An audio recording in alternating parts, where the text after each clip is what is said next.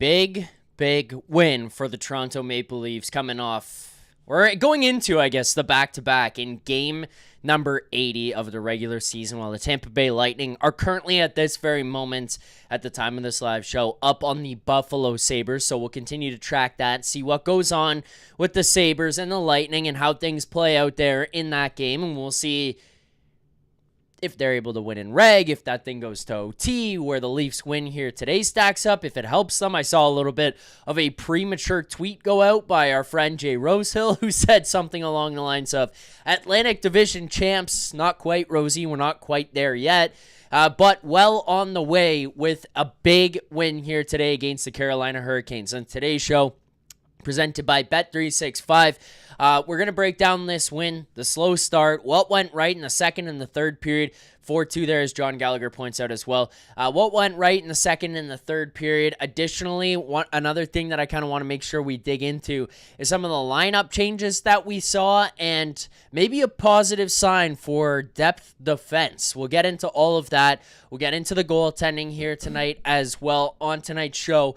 Before we can continue any further, before we can break anything else down and talk about what's positive and happy and exciting about this win and why we're excited, why I'm excited, why producer Vic is in the chat fired up here, excited about the Rory McIlroy win at the Masters today. Insane scheduling too. I mean, like, there's 2 Sundays that you should just not be scheduling anything on, or at least not midday. 1, Super Bowl, and 2, Masters Sunday. I don't care if you like those or not. Like, just don't.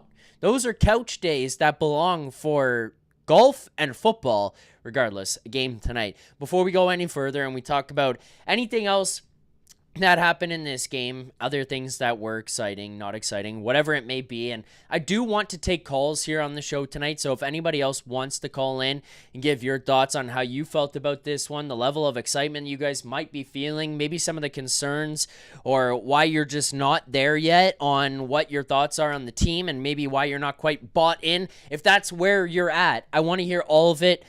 The link has been posted in the chat there. It's going to be pinned at the top of the live chat. So if you want to call into the show, you click on that. You can call into the show. Anyways, the other thing that I want to point out, as we do have our first one of the show here tonight, we do have a Super Chat charity partner on the show, and that would be our friends at Sick Kids. An amazing cause that we have here on the show this season. It's been a part of it all year long, whether it's on the morning show or the After Dark show. Our Super Chat charity partner this season is Sick Kids. You want to make sure your question or comment gets on the show. Hit us with a Super Chat. Proceeds from our Super Chat will go to Sick Kids, Canada's first children's hospital and a top research-intensive children's hospital in Canada and 3rd in the world. With that, let's go to the first Super Chat of the night that we've got here. This one comes in.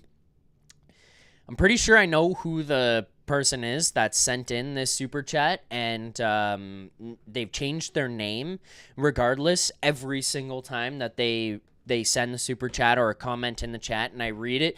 It's going to make me laugh.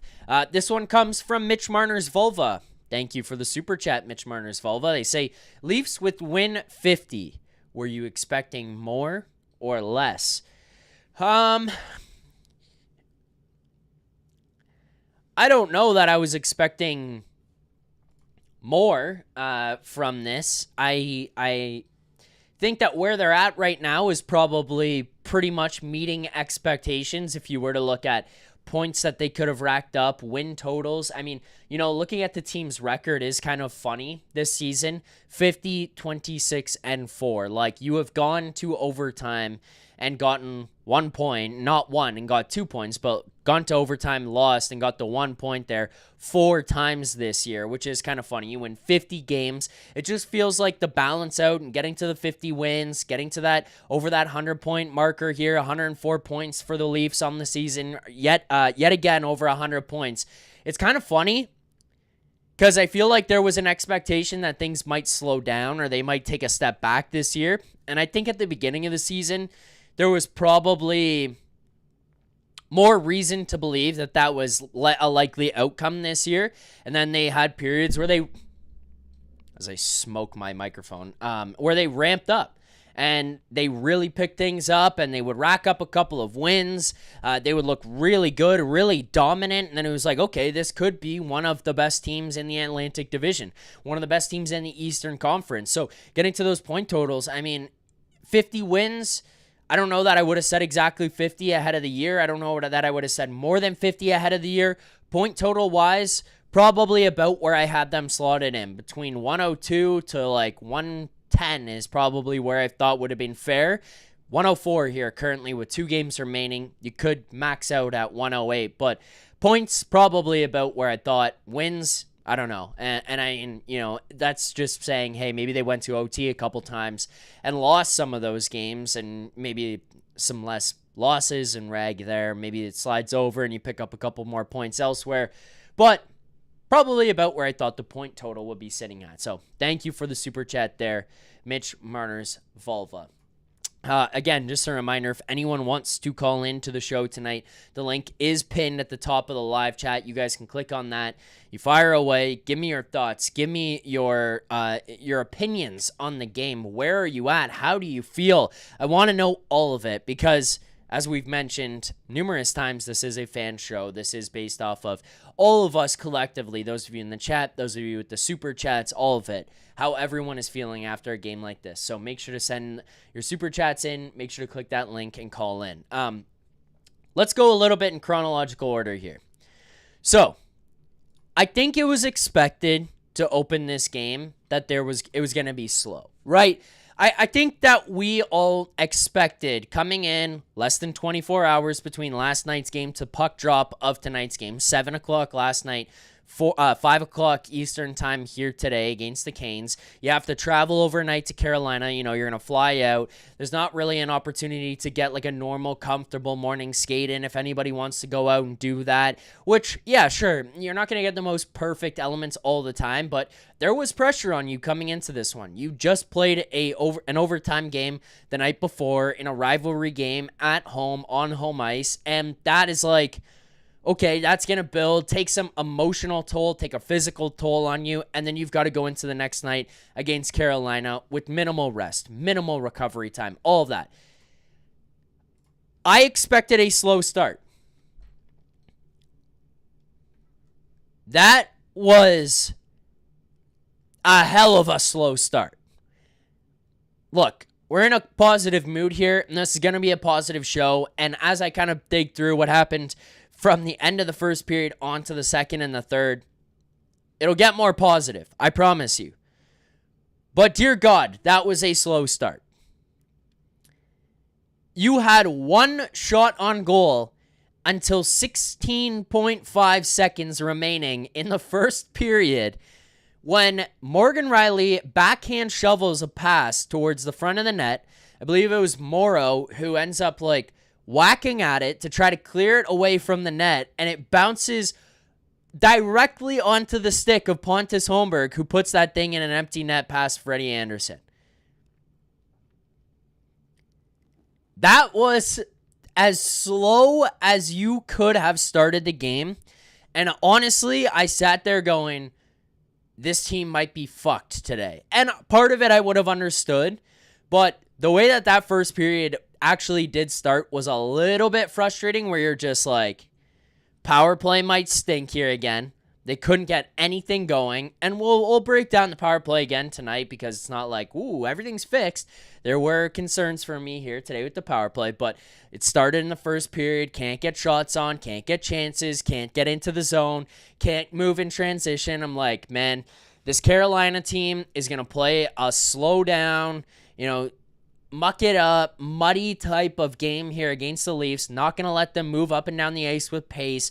Not going to let them play north-south hockey like Berube wants. They're going to have to resort back to east-west, which is what we've seen under the Sheldon Keefe era in the playoffs. And it just doesn't work. And I'm like, this team is going to be fucked. Now, there's a little bit of a saving grace. I will say that. It's the guy between the pipes for the Carolina Hurricanes, who I never trusted when he was in Toronto, and is more than likely going to be the downfall of the Carolina Hurricanes when they get to the playoffs. Like, if I was a team going up against Carolina, the goaltending is the one thing that would just make me feel confident, or like we can have confidence against the Carolina Hurricanes, no matter who you are, because you've got an absolute head case in Peter Kochetkov on one side, and then you've got a guy who barely wants to even play in the net in Freddie Andersen. Now, take away the health issues that he dealt with the blood clot. I'm not talking about that kind of stuff. That, obviously, I wish the best for him for. I hope that he's able to recover completely. He's back in the net here. That's a positive sign. Outside of that, though, Freddie Andersen fucking hates being in the net. It happened in Toronto. It happened in Anaheim. It happened as soon as he got to Carolina. Like, this guy just does not like to play. It's like what Jeff O'Neill talks about all the time, where it just does not want to go in the net. And then when he does go in the net, he is destined to let in just an all-time shit goal. Like, it is death taxes Freddie Andersen off the ass and in. It is what the guy does. It's what the guy does. He is, that's a saving grace for you. And I felt a little bit confident in this game for the Leafs tonight. Now, it's not like the Leafs were just pummeling pucks past Andersen, where it was like, wow, you should have had all of those. But it was the one that made you feel a little bit confident there. This Leafs team gets that goal with 16.5 seconds left in the first period. And I feel like once you got to that point, and once you got that goal, I always talk about with the Leafs, the goals to open periods and the goals to end periods in the first minute on either end, whether it's to open the period, end the period, whatever. Those are the daggers that this Leafs team is so used to being the team to give up. Now, they weren't immune to them this year. It's not like they just completely eliminated that from their game. It's not like they just completely said, hey, this is not happening. It's never happening. We're not letting these first and last minute goals be the case anymore, where it just completely kills momentum, sends you to the room in a sour mood. They got rid of it for the most part. Pops their ugly heads up here and there. But one thing that the Leafs have been able to do this year sneakily is get those themselves, which didn't really feel like it was the case in years past. Maybe they get the ones where they fight back at the end of the third period and you tie the game or make it within one, and it's like, wow, you pushed, you fought to the end, and then you got that goal at the last minute. But 16.5 left. In a game where you are being outshot 11-1, that shot makes it the second shot of the period. That's like reverse Leafs voodoo. That's stuff that the Leafs have happened to them. Thumping a team on the shot clock. Last night against Montreal, just generating chances. Maybe not the highest of danger, but chances. Goalie standing on his head, 16 seconds left. Second shot of the period, it's a goal. You're down. You're going into the room, sitting around, looking at each other going, what the fuck just happened? How are we down? How are we down after a period like that? The Leafs had no right being in that game in that first period. They had no right having a tie game. They had no right being even close in that game. And then they come away up 1 after the first period. You get to go into the room a little bit more positive. You get to go into the room going into the second period feeling a little bit more comfortable about yourself. Feeling a little bit happier about where you're at and the way the first period went, where you could breathe a little bit. You're getting goaltending from Joseph Woll, who's making some incredible saves at the other end. I mean, you even look to that Chris Tanev penalty, the 4-minute power play that Carolina has. Simone Benoit, the huge block shot, but even another huge save that comes up from Joseph Woll, getting across on Jack Roslovic and just getting a piece of it.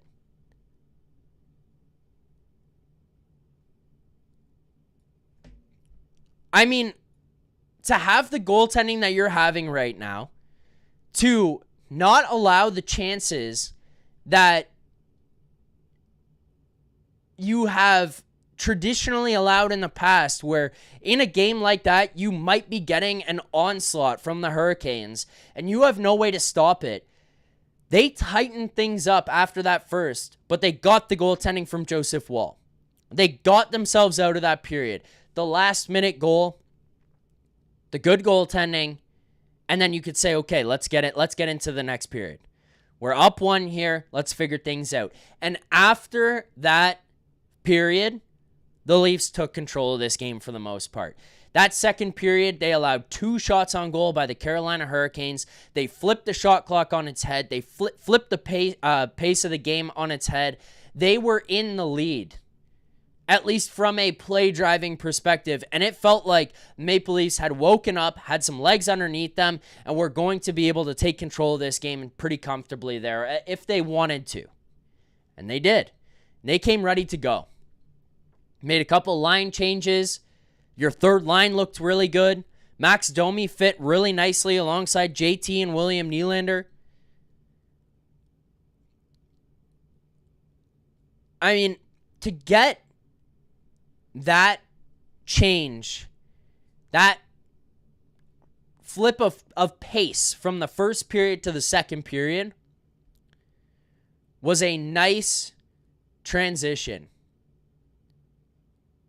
A comfortable way to watch this Leafs team for once, where it was like they carried the play, they carried the pace, and not something we're really used to, including the consistency in net. We got more super chats here.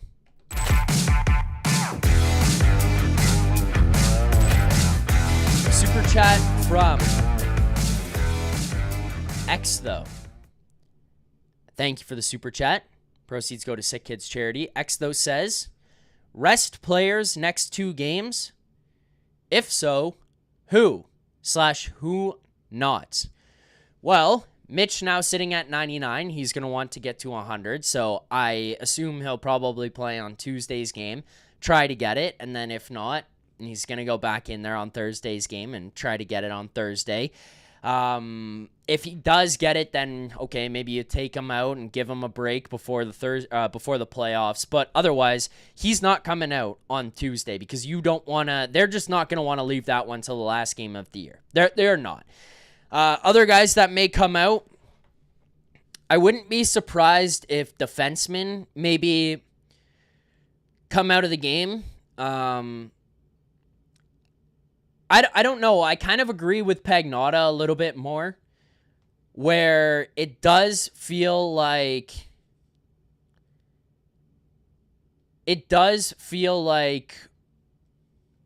you're not going to actually just traditionally like pull guys from the lineup. McCabe got hurt. They took him out. He recovers, and then they're not going to rush him back in. You get OEL, potentially a little bit banged up. Take him out. Use the emergency recall. Get Dakota Mermis back up here. You play shorthanded on Saturday. You play Mermis in there on Sunday. You get full group of 6 defensemen out there. A guy I wouldn't be surprised if he sits would be Chris Tanev, if you're going to want to do that, if OEL is going to be able to come back. We also know Jake McCabe is going to come back. So maybe you get an opportunity there. But if that's the case and Morgan Riley does rest, Mermis is going to have to leave and go out. And you're going to have to play with 5 again, I believe, at that point is how it would end up working, because I don't think you have the cap space to do anything with it. I think that that's probably how that ends up having to work, because I don't think you have the room to just bring McCabe back and sit Riley in one unless the guy's injured, so then he would leave. He would have to go back to the Marlies. But Riley would be a guy I could see you sitting. Carlo would be a guy I could see you sitting. But where I do agree more with Dave Pagnotta on this, and what producer Vic points out, we don't have the cap to rest anybody. Unless you're willing at this point to play shorthanded, then you probably just reduce minutes rather than pulling guys completely.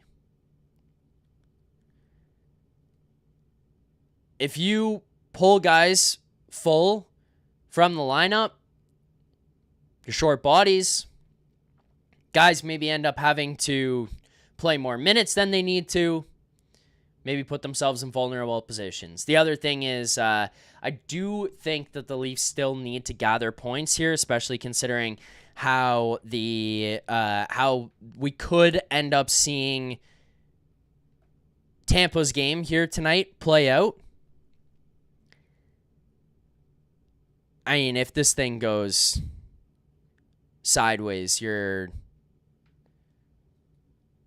not... If Tampa wins and absolutely rolls through, it's a little bit sketchier of a situation, just given who this Leafs team and just like the lack of ability to trust them in years past. But you just need 1 point. So there's what Vic says. You need 1 point and the Atlantic's yours. You don't want to just punt it. Let's say that. You don't want to punt it. We got more super chats here.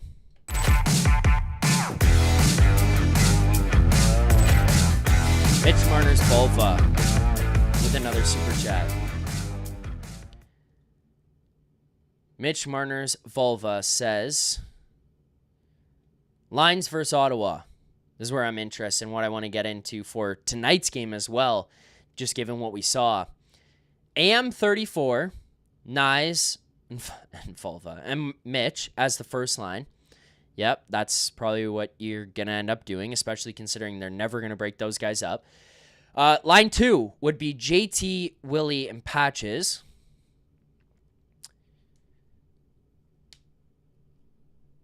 Okay. 3, Domi, Robertson, McMahon. 4, Lawton, Pontus, Kampf. Yes, no. I'm going to say no. Breaking down these lines and just figuring out where people fit. So let's start. First line, Matthews, Nyes, Marner, I keep together. Second line, this is where the disagreement comes from. Start with this. Domi, Robertson, McMahon, I would say no. I think that the way we saw things in this game tonight with Domi on that second line is probably something we will see on Tuesday and something we see on Thursday. And given the fact that Domi has been in games, taking reps, and at game speed, I don't know that they're going to want to just throw Patches into the fire there in game one, especially if the Domi, Willie, JT line actually ends up working out, continued past tonight. They looked pretty good here. Domi had some good shifts with those guys. They generate 2 goals. The Willie goal that gets right off of the Domi pass. The JT goal with the knuckle puck in the slot that comes from Domi there. A great play by him to the center of the ice. Not afraid to take the shot. Follows it up. Gets his own rebound. That was off a defender's shin pad. But regardless, rebound. Finds JT. He scores. If you've got a guy who can make plays, has some bite to his game there as well, like what McMahon has, but McMahon seemed to fit in well on the line with Pontus and Robertson tonight.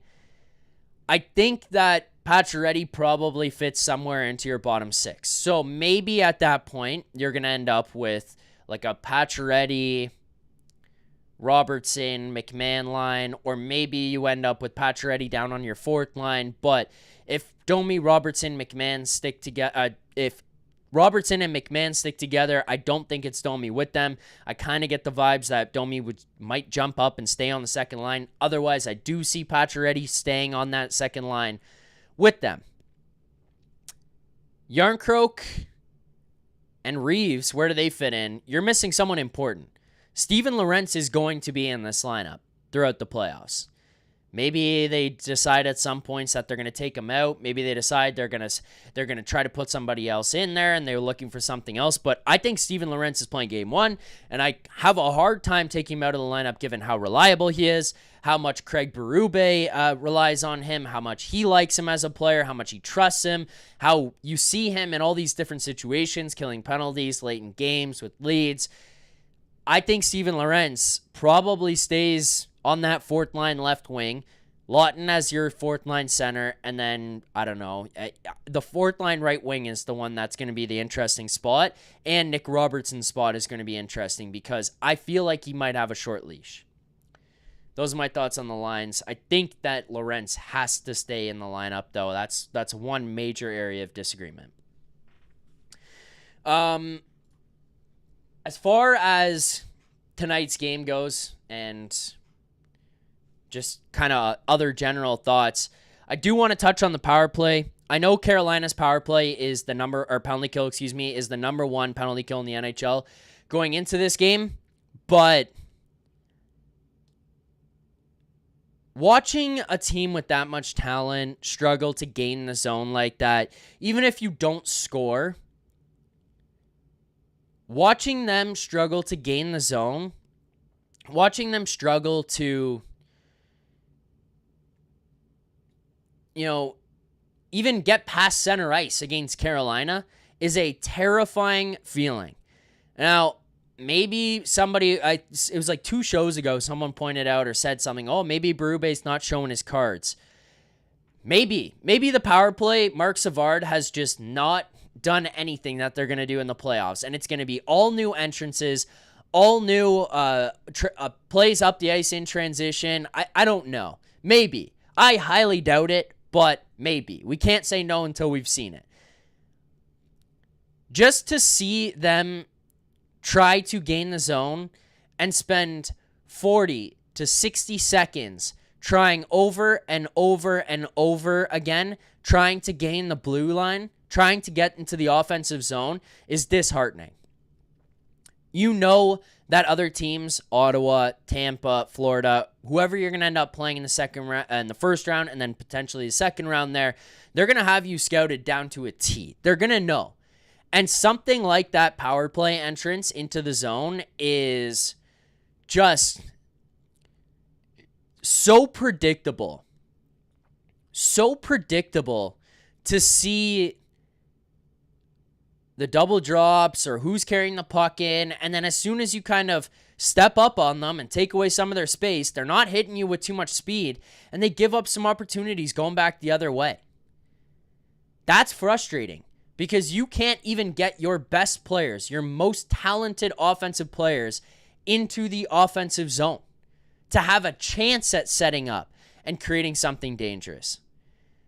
Then the other part of this, the last thing that I want to point out just before we move off the power play topic, even when they did get in the offensive zone against Carolina tonight, I did not feel that they were that dangerous.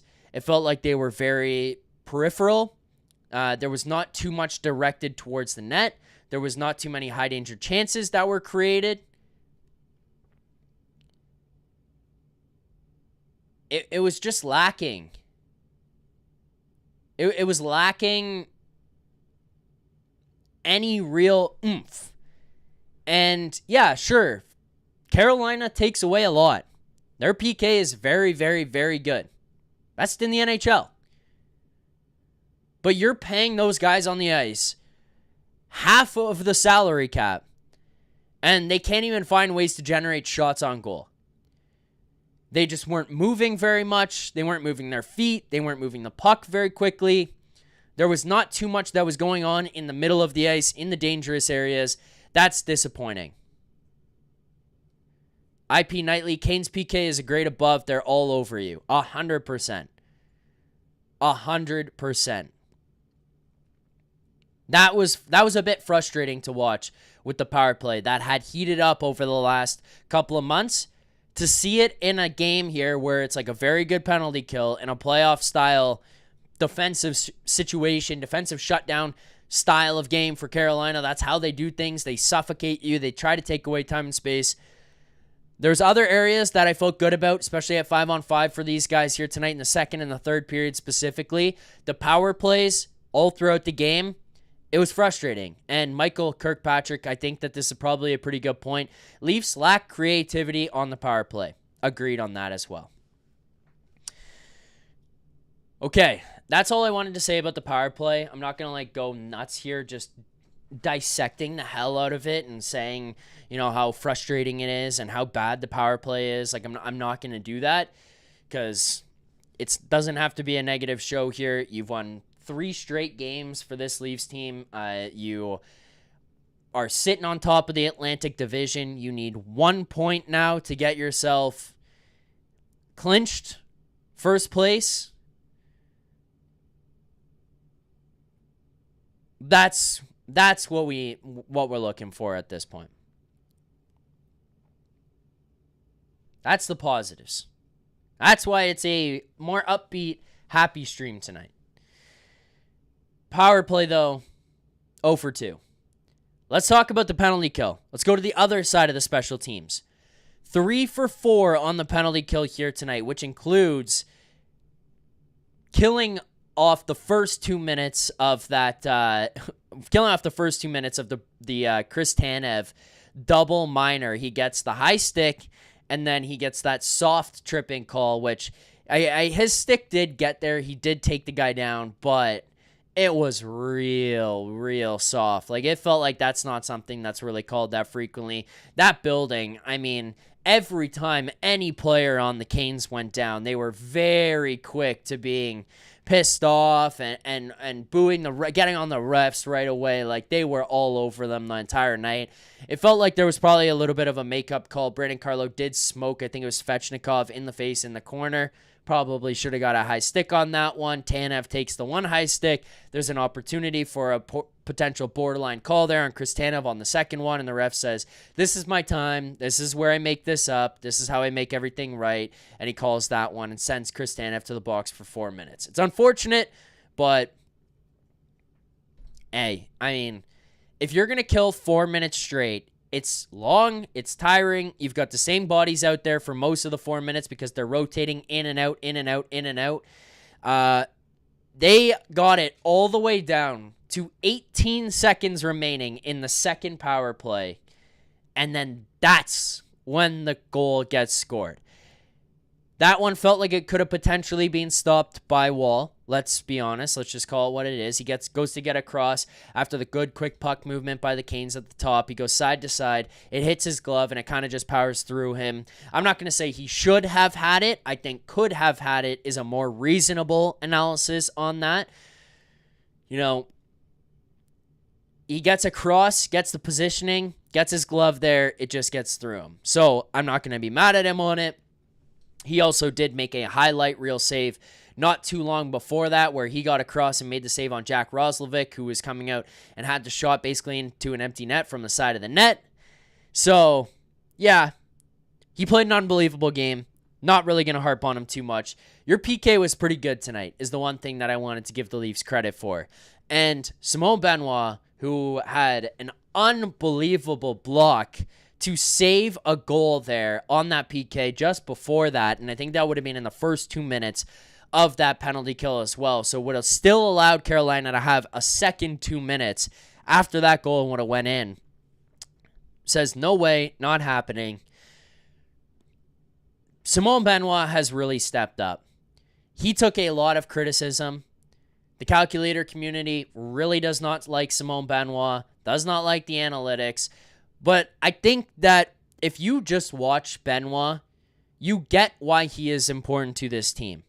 Tons of energy, not afraid of anyone, sticks up for his teammates, has everyone's back at all times, eats pucks. Pretty good on the penalty kill there, I feel like. And the other thing that he's been doing lately that has been exciting as well is he's been jumping into the rush and joining the offense a lot more. Does it again here tonight, and it leads to the William Nylander goal. Puck goes across. It's sliding out towards the middle of the ice. It's about to go out past the blue line. He rips across, holds the line, dishes it down to Domi on just a simple play, passes to Domi. Domi one-touch shot pass to Nylander backdoor, who pretty much tips that thing into an empty net. Simone Benoit engaging offensively, and I don't think he was the only defenseman who did so. There was not a lot or an overwhelming amount of shots on goal generated by your defensemen tonight, but I did feel like they did a pretty good job, the D as a whole, of being involved in the offense. And I thought Simone Benoit was a pretty good piece of that tonight. It's holding pucks in the offensive zone and not just giving the blue line up so easily. Making sure that you are allowing extended periods of offensive time to take place. Puck comes around to you. It's a 50-50 puck. Get there. Take the man. Make sure he's not getting out of the zone. Maybe win the battle and get to the puck. Putting the puck back down below the goal line and letting your forwards go to work, who have been actually pretty good this season at winning down low battles. That third line tonight had a few opportunities just from winning battles below the goal line, getting themselves into a good cycle game, and then driving out front, trying to go roll the top of the cage and getting shots. It's your defense who are holding lines, who are making sure it's not that easy for Carolina to exit the zone and making sure pucks go back down in, and you stay in the offensive zone. I thought it was a pretty good job by the Toronto Maple Leafs defense here tonight to be engaged in the offense, and I want to give credit to Simone Benoit, who I thought had a pretty good night as well. And the other thing quickly as well on it is I'm probably going to take some flack for saying that they were involved in the offense, because when you go and look at the game sheet, you're going to see, okay, Brandon Carlo had one shot on goal. Dakota Mermis had one shot on goal. What is this guy talking about? The one thing that I did feel like happened a bunch here tonight was a willingness to shoot. And even though things maybe don't get all the way through and end up being a shot on goal that hits Freddie Anderson, there are blocks that are happening that are leaving rebounds out there for the forwards to take advantage of. There are tipped shots on goal that are happening. And the other thing is the defense have kind of been a little bit savvy with just putting pucks in off the end boards, not necessarily down into the corners that are rimming around, but just down into off the end boards that are bouncing down there, coming back out, and the Leafs are having opportunities to create offense, continued offense off of those shots that are just like, hey, use your defense, spread things out, and then put it back down in below the goal line and kind of make the defense have to go back and forth up and down the ice. I thought that they've been doing a pretty good job of that. You guys can see it here. I switched into it. I'm wearing the Now We Go playoff merch here. It is very comfortable, and I think it looks pretty good, honestly. Like, I'm pretty pumped up about these. I know Alberga's been wearing his. I think Rosie got his. He'll be wearing his at some point here on the show this week as we get prepared for playoffs. And producer Vic, I think, has his delivered in as well. So now all the boys on the Leafs Nation channel will be rocking our Now We Go playoff merch. And ladies and gentlemen, that is because it's playoff season and the Leafs Nation is your ultimate destination for live updates, expert analysis, and everything you need to know about the action on and off the ice. Make sure to follow us on social media, hit up theleafsnation.ca, and don't miss out on our exclusive content on YouTube, Spotify, and Apple Podcasts. And hey, if you're ready to rep the team in style, check out our new playoff merch at nationgear.ca. That would be exactly what I'm wearing right now. Producer Vic says snail mail. He doesn't have his. Okay, fair enough. Well, I've got mine. I've been rocking it a lot. I changed back into it for the Leafs game here today. It feels like right now we're getting some good vibes out of the Leafs playoff gear. I wore it to the game last night. We got the win with it, 1-0 in overtime. Wear it again today, get another win. I'm trying to look at the schedule. I'm trying to remember all the games that I had worn it for. Wore it for the Lightning game as well. Got the win then. I don't remember if I had it for the Panthers game, so we'll just pretend that I didn't. If you want yours, head over to nationgear.ca and get yourself involved. That is something you're not going to want to miss out on, so make sure to head on over and get your playoff merch now. Other things that I had written down from tonight's game that I wanted to make sure to talk about. Johnny T continues the brilliance. I mean, gets another goal here on the board tonight. The guy has just found a way to turn back the clock. He has been dialed in. Just a pillar of consistency basically since he got here to Toronto, throughout his NHL career really as a whole. So I think that was, it's just nice to see him continuing to contribute, seeing that second line scoring the way that they are, throwing Domio in there. William Nylander collects his 45th goal of the season. That was another thing I wanted to throw out. Kind of briefly touched on it. It was the Mitch Marner chase of 100. Sitting guys, not sitting guys. Austin Matthews is 1 goal away from 400 in his career. Mitch Marner is 1 point away from 100 on the season. At this point,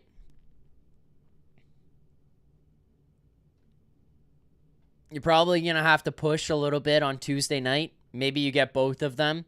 I mean, there's no point in just burying them in minutes and wearing them out and kind of just torching their energy levels and what they've got left in them. But yeah, it's exciting to have those kind of milestones on the horizon and know that those guys are chasing those things, because in all of it, every year when we get so pissed off and frustrated with the losses, and I continue to do that, and I will continue to get frustrated with those, especially when you get these playoff losses and all that kind of stuff and fail to have success in the postseason, it's all very frustrating. But with that said, it's kind of cool and exciting to get to watch this team have elite level players on it that just continue to find ways to make their way up the playoff or the all-time leaderboard, franchise leaderboard. It's unreal to see points accumulated where they rack up on that, assist leaders, goal scoring leaders. Just seeing these guys elevate themselves into the ranks of Maple Leafs greats and icons, it's fun. We did hit 50 likes here on the show tonight. Make sure to continue to like the stream. We'll try to get ourselves to 100 likes on the show. But for every 50, we do the smelling salts. We did hit 50 here. So let me get to these. There we go. I got a fresh bottle here for playoffs. I'm not going to crack it until game 1. It'll probably blow my head off. My eyes will water, all of that. But thank you for liking the stream. Continue to like it. Here's the smelling salts. Oh. Oh. That one hit hard. There you go. Okay. Let's get to some of our final segments here on the show today. I do have some final thoughts as we get through some of this stuff. So let's get here now to our play of the game. Okay, play of the game for me. Play of the game is going to be the Simon Benoit blocked shot. The guy gets cast into a top 4 role playing alongside Chris Tanev. He's having to take on tougher matchups, tougher minutes. He's getting out there in positions where he could potentially be exposed, just given like it's not a role that he really should be playing or is used to be playing. But he has really, really stepped up his game. He plays 21 minutes and 38 seconds of time on ice here tonight. Kind of just showing Craig Berube, like, hey, you can trust me. I mean, Philippe Myers, 15 minutes and 32 seconds. We all know that there was that stretch where it was like, okay, Benoit's kind of up and down here. He has a really good game, has a tougher game, or a game that doesn't look that great. But Simon Benoit has really, really leveled himself out here, has become a pretty trustworthy defenseman, and just brings an element to the game that we haven't necessarily seen consistently from Leafs defensemen without them taking themselves out of the game. Like, Ilya Lyubushkin used to drive me nuts because he would play a physical game. He would be a guy who would go and chase a big hit or try to get involved in a physical play or something like that. Simon Benoit doesn't really feel like he chases it, and then he's also pretty comfortable in just making easy pass, not overdoing things. He's kind of aware of what he is and isn't capable of doing with the puck in the offensive zone, breaking plays out. Benoit has been just a steady, stellar, reliable player back there on the back end for this Leafs team. A very trustworthy guy here at this point, in my opinion.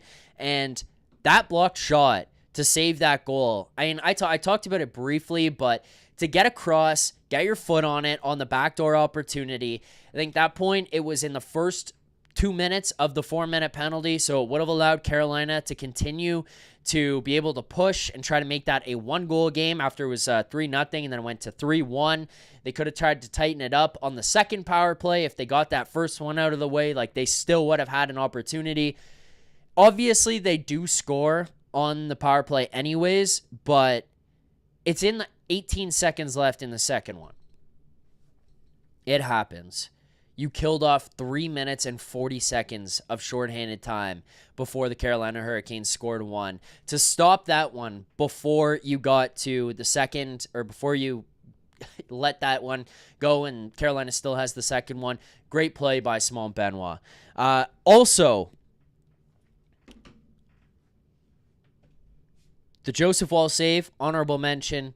I'm going to give one to Max Domi for that slap pass to William Nylander. Look, he gets thrown up onto that second line. Take Calle Järnkrok out, which I think is probably the right decision. I didn't really like Järnkrok in there anyways. I always thought McMahon was going to be the guy. Then I thought Pacioretty was going to be the guy. Now I watch Max Domi in there, and I think, hey, maybe Max Domi could be the guy. Regardless of who they put there and play there in the playoffs, it's nice to have options. It's nice to be able to know that a guy could fit into that role if need be, that you can put McMahon down to the third line and get them going, that Domi can play onto the third line. That stuff is all very comforting. But Domi goes up there, and you know maybe he's going to grip his stick a little tight. Maybe he's going to get overly excited. Maybe he's going to end up feeling like, hey, I'm up here with the big boys. I've got to do a lot. I've got to be pushing. I've got to make the plays, make passes, force things. He didn't really feel like he did that. Brought energy, brought some physicality, and made some great heads-up plays. And even on top of that, wasn't really like forcing passes and forcing plays to happen.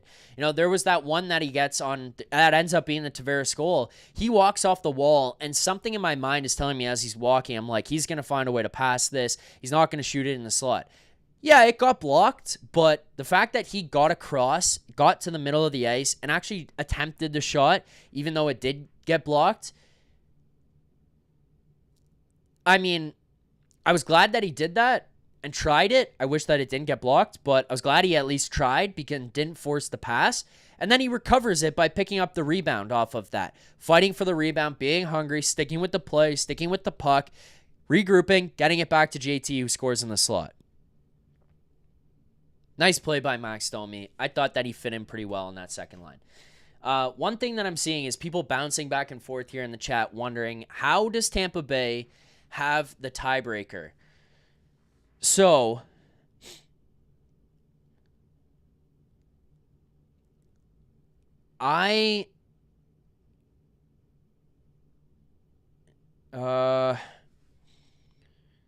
so I'm looking at this right now.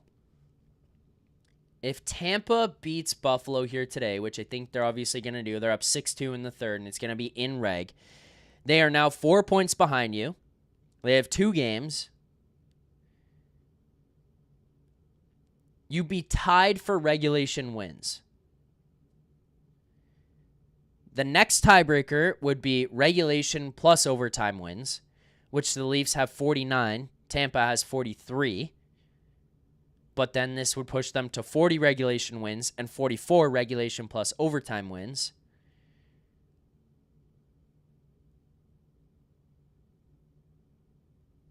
I don't know how Tampa could possibly have the tiebreaker. I don't think they do.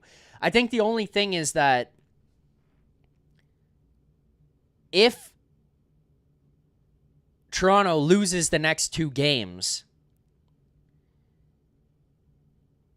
and Tampa wins both of theirs.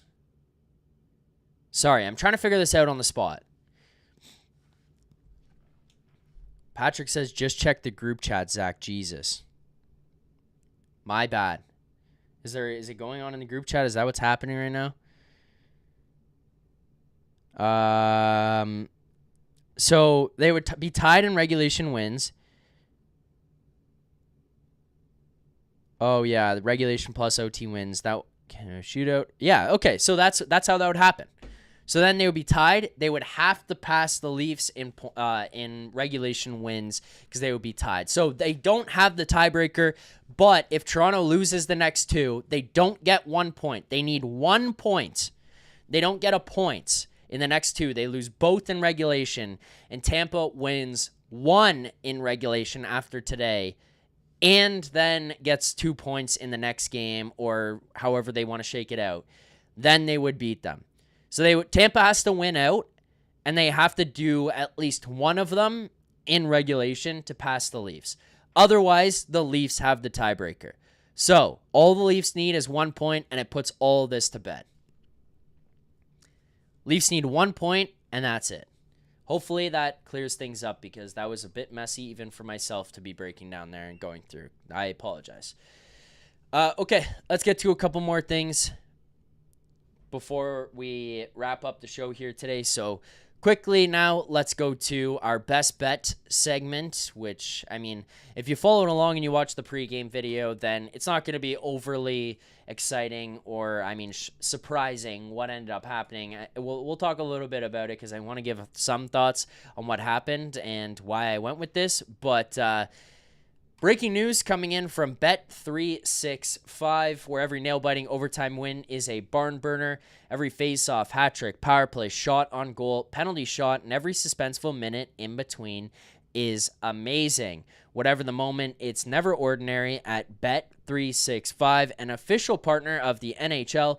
Download the Bet365 app and use the code NATION, NATION, to get in on the game. You must be 19 or older. Please play responsibly.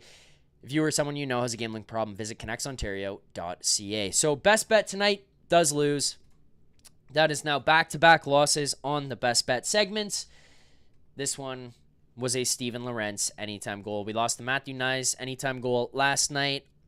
You know, we're going for the plus 280 on Nyes. It's kind of hard to get that when no one in the game is scoring goals. It's Mitch Marner and OT. That was the only one.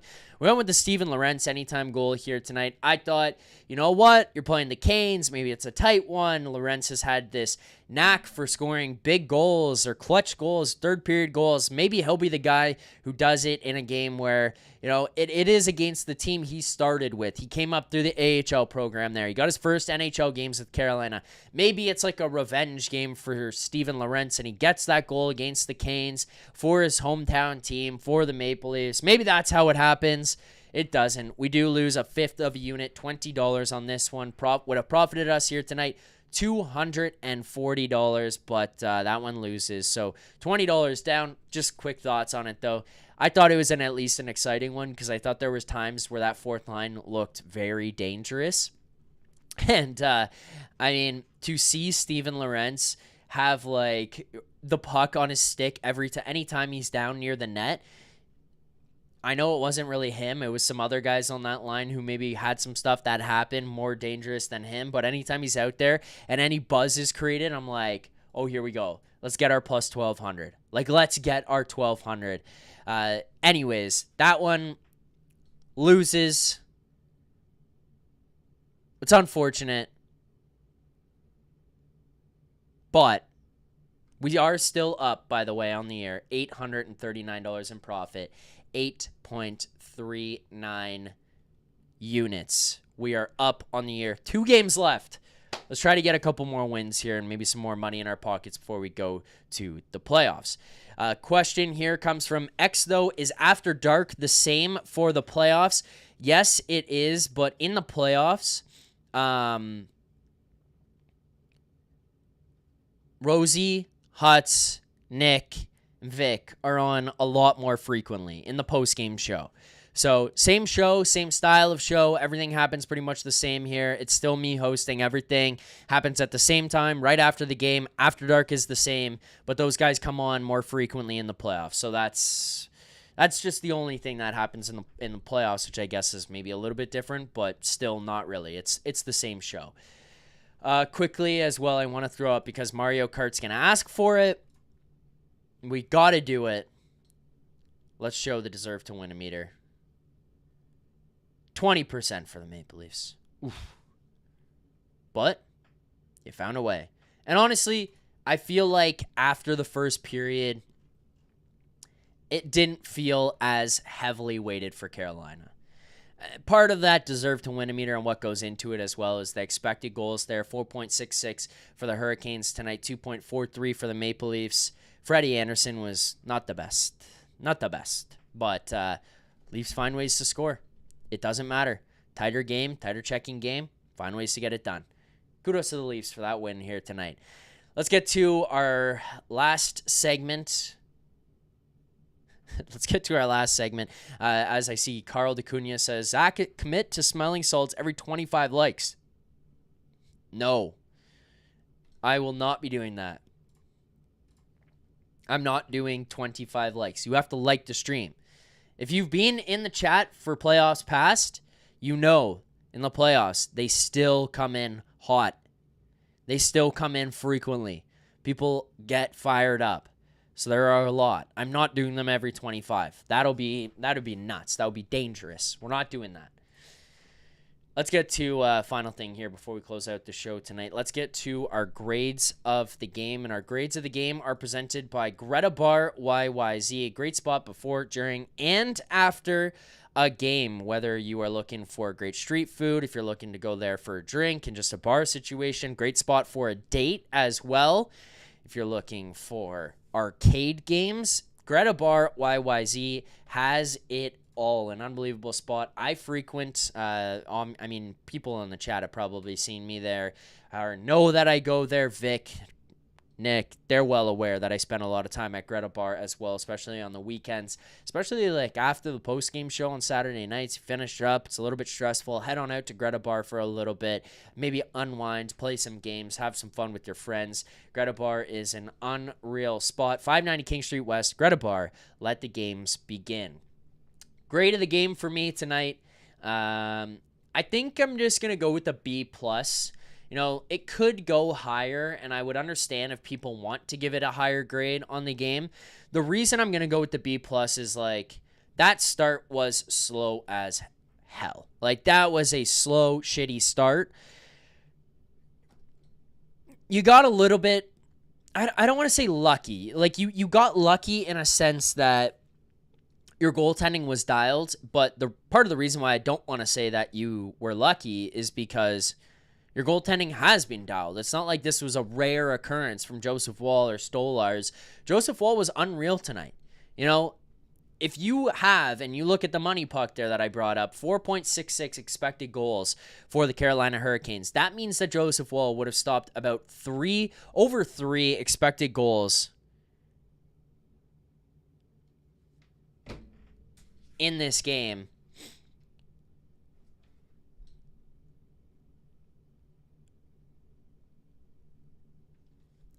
Very good night from Joseph Woll. But that slow start could have potentially killed you, especially against the team that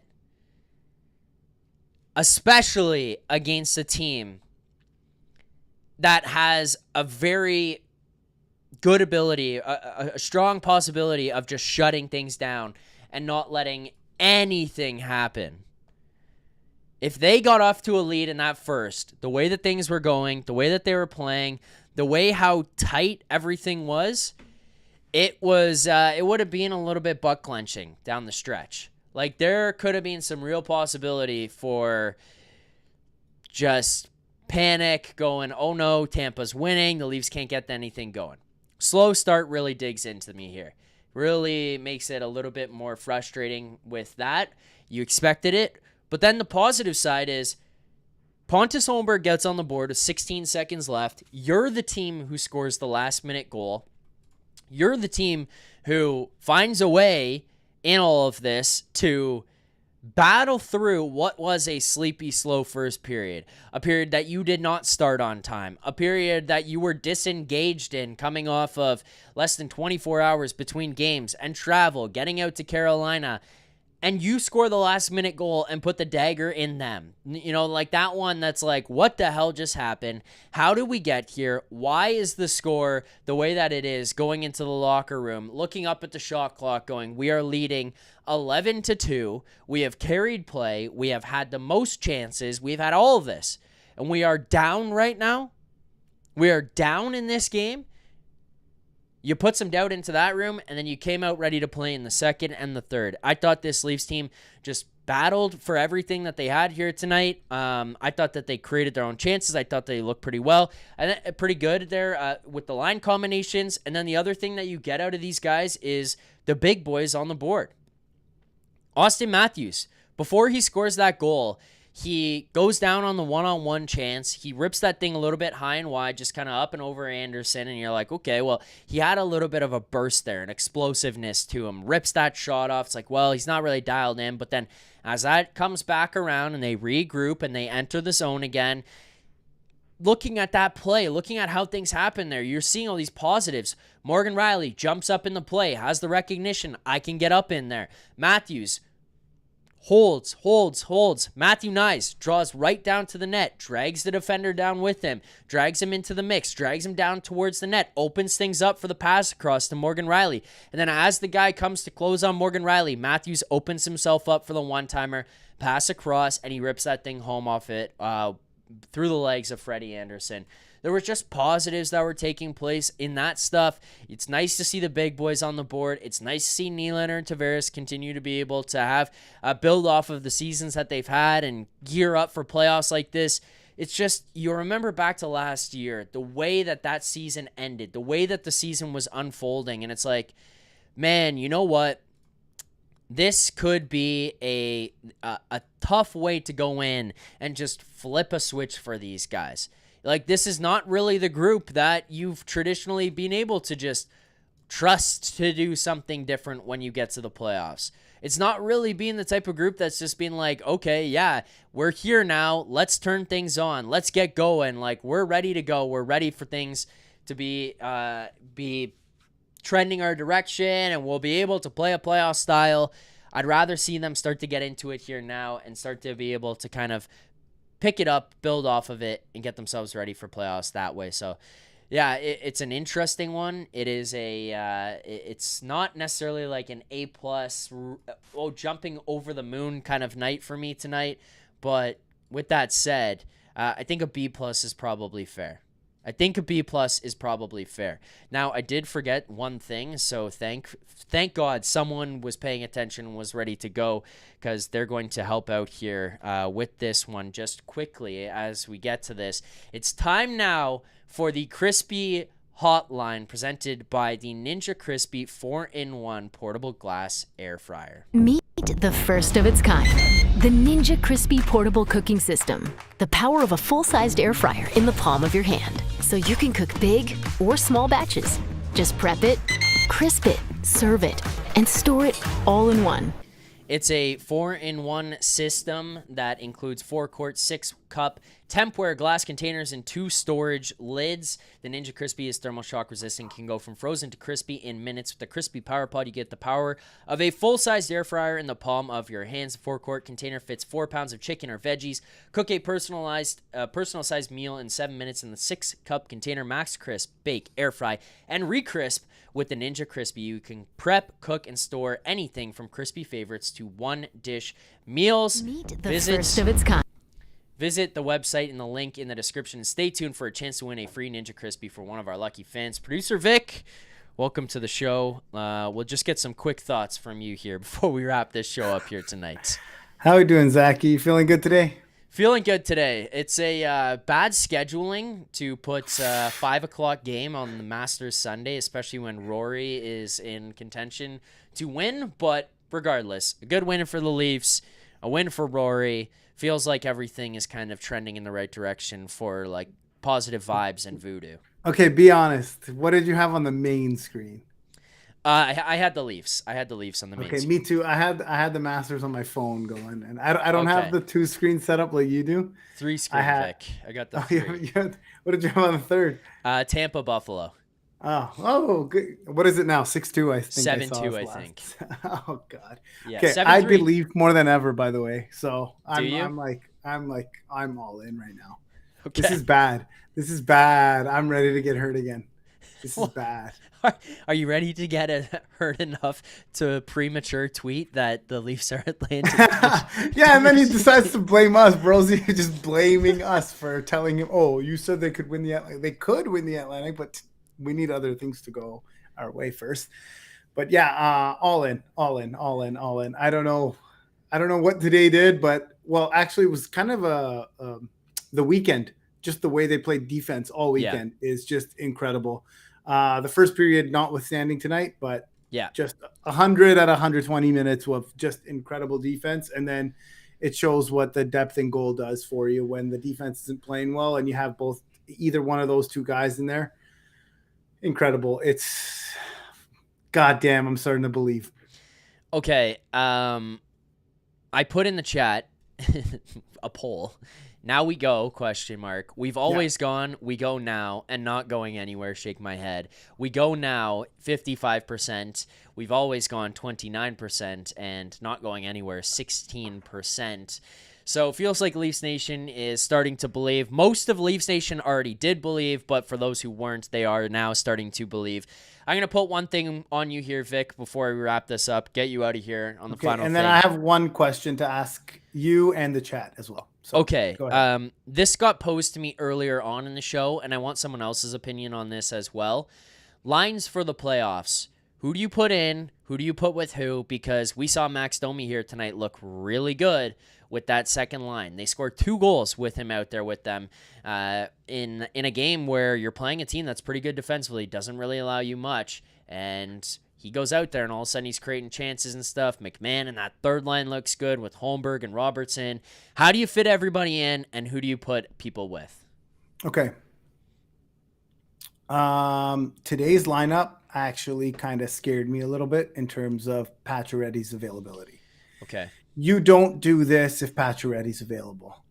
Game 1. I don't think you do this if he's close. I don't, or if you, I mean, he could be close, but maybe he doesn't.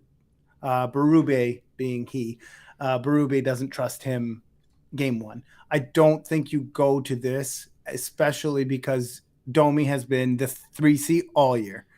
So making a move like that is kind of drastic. He clearly doesn't like Järnkrok's fit there. He clearly doesn't like Holmberg's fit there. So this is a last-ditch effort at finding somebody who may fit there, and Willie and Domi have had chemistry. But my counter to this, Victor, would be that I think McMahon did look good there. Oh, and yeah. I feel like the only thing is that I thought McMahon went to the third line to get them going. I agree with that. Yeah. I do agree. That's a great point, actually. McMahon did look really good there, but then that third line without him, then you lost the depth, right? Yeah. It lacks heavily. So Holmberg, McMahon, and Robertson looks better than Domi, Lawton, and Robertson, for example. So I feel like this is a last-ditch effort to try to find a way to get all 3 lines to be able to contribute offensively. Yeah. So it does scare me a little bit in terms of Patch's availability. I would love to see Patches the way he plays, the way he has played in the first, how many games has he played? Like 38 games. I think he has like 13 points though. So he's not scoring. Yeah. But we've seen him. He plays on the line there, which is not a lot of guys on this team do. He throws a little dirty hit here and there. Little bit. He likes to hit in the numbers, which I don't mind, honestly, as a fan of this team, because you don't see that very often from a lot of guys on this team. Yeah. It's not. Yeah, it really isn't. So it kind of scares me that he might not be as close as we think he is. I mean, Nick likes to call it the longest back spasms in NHL history, but maybe he is hurting, and maybe Berube isn't ready to throw him in game 1. So I feel like he's trying something there.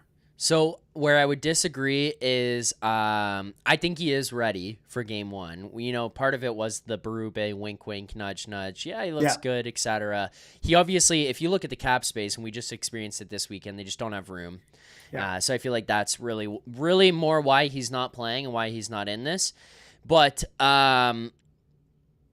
I just feel like he probably fits into the 4th line, and he does play, but he would fit in for Nick Robertson on the 3rd, or he would specifically fit in on the 4th line there and go into Calle Järnkrok's spot. I think you keep, obviously, Lawton. You keep Lorentz. They're not going anywhere. McMahon is playing. Berube seems to trust Pontus Holmberg. So if he wants to put him likes as him a lot. 3C, And you know what? He's been really fucking good. Yep. He looked really good tonight. Really, really good. Really, really good. He fit in perfectly on that third line, too. I didn't notice a difference with him or Domi. Yeah. Switching spots on that third line. Like, they looked dialed. They were really, really good today. He has a little bit of speed. Like, he catches people off guard. I don't know what it is. A lot of people try to pick on him, and he has a little punch back, too, all the time. All of a sudden, he's, like, built this up in him. Yeah, OEL maybe giving him some confidence. Yeah, or our good friend, but since that night, honestly, since that night at Greta Bar, he's been dialed. Yeah. The other thing I would say when it comes to that, last point on this, is just I do wonder if there's an element of let's try some of these things out, because I think they were trying to put McMahon there, probably saw the lack of there was no punch anymore from the third line when you move McMahon to the second. Maybe they saw that and said, this can't happen. Let's try and see what else we've got that can fit into that second line without relying on it just being Pacioretty. Because if you go in there without having tried something else, Pacioretty goes, maybe he's just not up to game speed. Maybe it just doesn't fit with them. Maybe then you're sitting there going, oh, fuck, what do we do now? Because if you put McMahon up there, you lose the third line. You're trying to find a way to make sure McMahon can stay with the third line. Someone else can go up there. Maybe you start to figure that out here tonight. Maybe Robertson gets swapped for Pacioretty. Maybe he's able to contribute there. But I think some of it is just seeing what you've got, seeing if you can move guys in and out of different spots and playing on different lines. But that's maybe the only other way. It is a little bit disappointing, I will say, that you've got Pontus Holmberg playing as 3C and not Scott Lawton, who you traded Nikita Grabenkin and a pick for. But, I mean, he had a good chance there tonight on shorthanded and ripped the thing off the crossbar so hard it dropped. I thought it went in. Down. I thought it did too, honestly. All right, Vic, what is the question you've got for me and the chat here before we wrap this up? Okay, my question is, what do I do with this?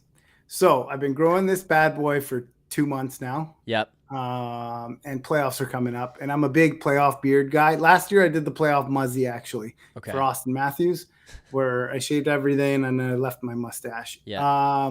Okay, what are the rules? Do I have to start fresh? Do I have to go clean shaven here? Do I have to – I mean, I have a wedding coming up in May too, and I'm a groomsman, so I don't really want to keep this because I want to look nice for it. So I don't know what to do. Well, I need help.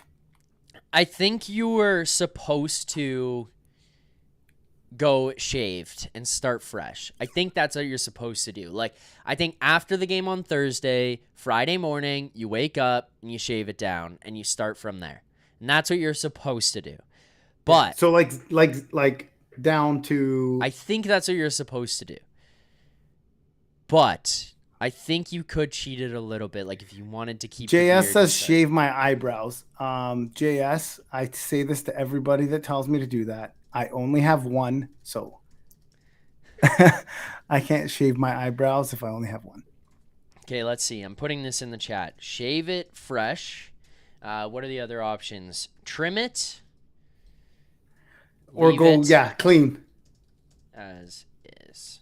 So shave it fresh, trim it, leave it as is. Let's see what we get here. Let's see what we get. 5 what do you minutes. think? You think I got to go clean? I don't think you have to go clean. I think you can just trim it down and make it tidier. I think is fair.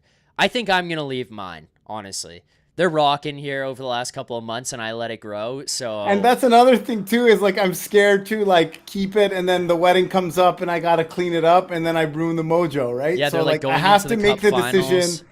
Yeah, I have to make the decision before they play game one, because then otherwise I'm blaming myself if they lose or if they, I don't know. Yeah. Like I'm so superstitious with this kind of thing. Like last year, I didn't change my undies after game five and after game 4 because we won game 5. So I kept showering and putting the same undies back on.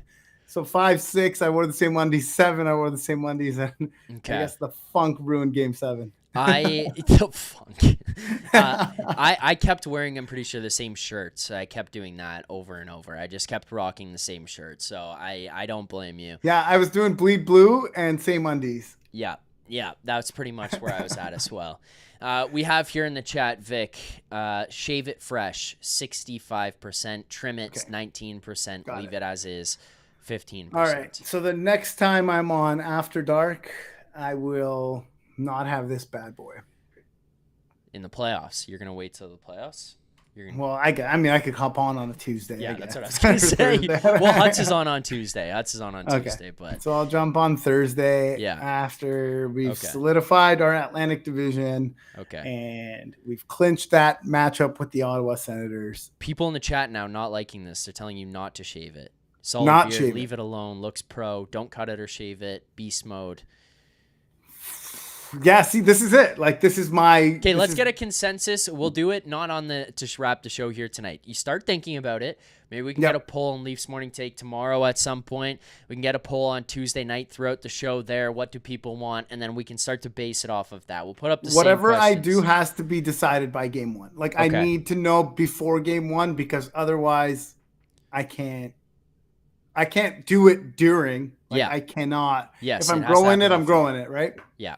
Okay. We'll figure that out. Thank you for giving me the opportunity to ask that question to our fellow Leafs Nation. No problem. There's also Super Chat here. It's the last one of the show tonight. KPG says, beard shaved Vic equals Nick Alberga. God damn. Don't who said that? KPG? KPG, yeah.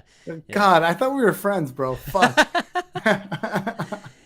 All right, Vic. Thanks for hopping on here tonight. Appreciate it. There's your crispy hotline with producer Vic. Thank you, Vic, as always. Thanks, Zach.